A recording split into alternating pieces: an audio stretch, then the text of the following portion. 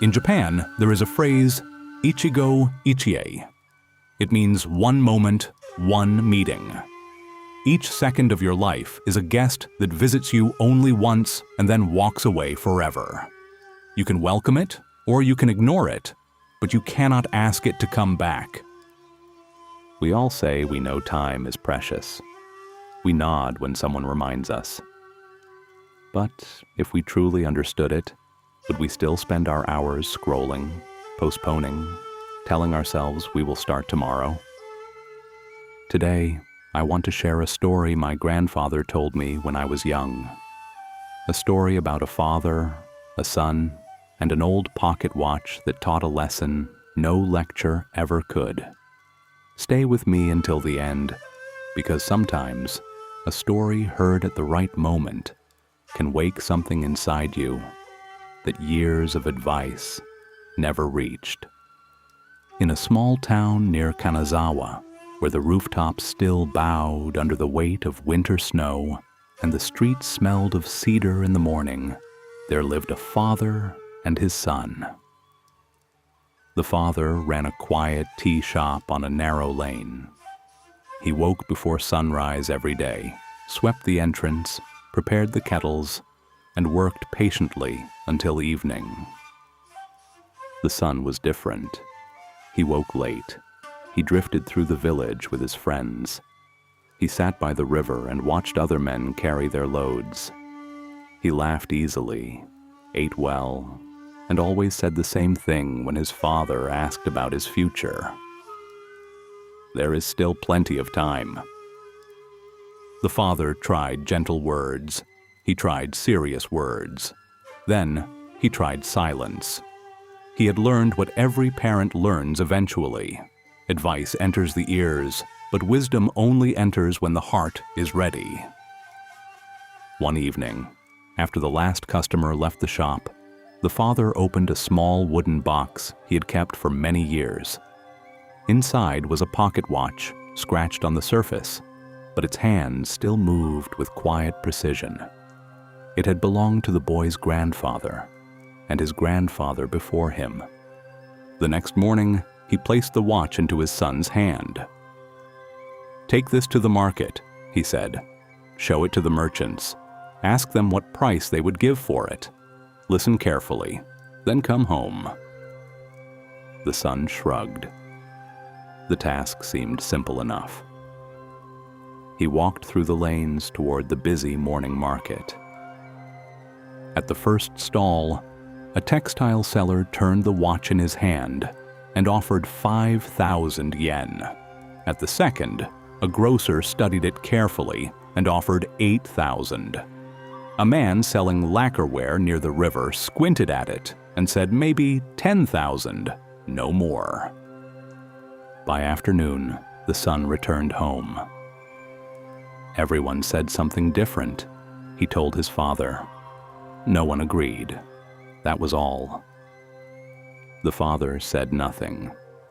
He nodded once, took the watch, and placed it back in the box. The next morning, he gave it to his son again. This time, he said, "Do not ask for the price of the watch. Ask for the price of the time inside it."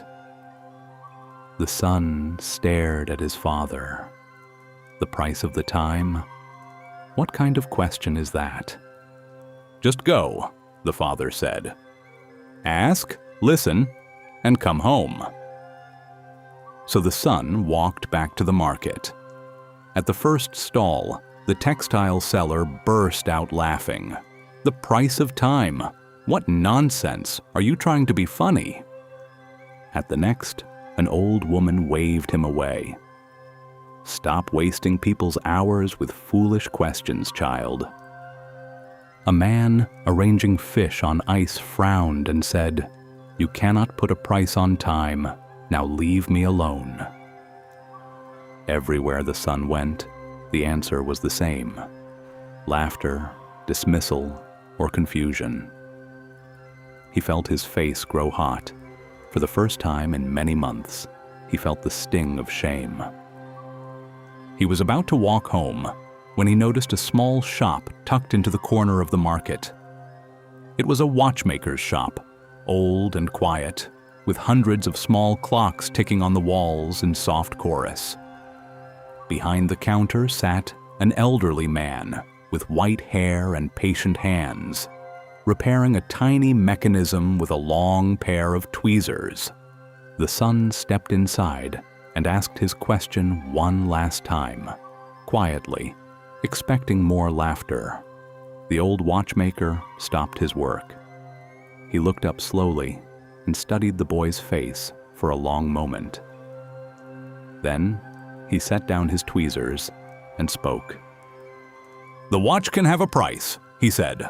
"One man may say 5,000 yen, another may say 10,000. But the time inside it, that has no price. Not in yen, not in gold, not in all the wealth of this country. You can buy a watch, but you cannot buy what it measures. If a wealthy man loses money, he can earn it again. If a farmer loses his harvest, he can plant again. But tell me, young man, if 1 hour of your life passes, can anyone bring it back?" The son shook his head slowly. "Not even a single second," the old watchmaker said. "That is why time is the greatest treasure a person owns. It is given freely, yet it is priceless. And it has one cruel truth and one kind truth. The cruel truth is that it never stops. It does not wait for you to be ready. The kind truth is that you still choose what to do with it. Every person, rich or poor, young or old, receives the same amount of it each day. The only difference between a life that grows and a life that is wasted is how those hours are spent." The son stood very still. The clocks ticked softly around him, each one counting moments that would never return. He walked home in silence. When he reached the tea shop, his father was waiting at the door. The son did not need to repeat the watchmaker's words. The father saw it in his eyes. From that day, the son began to change. He woke earlier. He helped at the shop. He learned to listen to the kettle, to fold cloths properly, to greet customers with a soft bow. The change was small at first, almost invisible, but it grew steadier each week. He had finally understood that life does not become meaningful by accident. Many of us live exactly like that son before his lesson. We tell ourselves we are still young. We tell ourselves there is plenty of time. We promise ourselves we will start tomorrow, and slowly those promises become a habit. And that habit shapes a life that drifts instead of grows. Lost time rarely shouts. It disappears quietly, in scrolling, in waiting, in postponing. By the time we notice, years have passed. So, ask yourself honestly, how many hours this week did you give to something that adds nothing to your peace, your growth, or your future? How many times did you say, "I will do it later," and let another day slip through your fingers like sand? Stop waiting for the perfect moment. Start small. Wake a little earlier. Read one page. Make the call. Begin the project. Because every hour you respect today is building the person you will be tomorrow. You can replace almost anything in this life. You can earn money again, find new work, repair what is broken. But you cannot buy back a single second that has already left your hand. Ichigo Ichie. One moment, one meeting. Make this one count.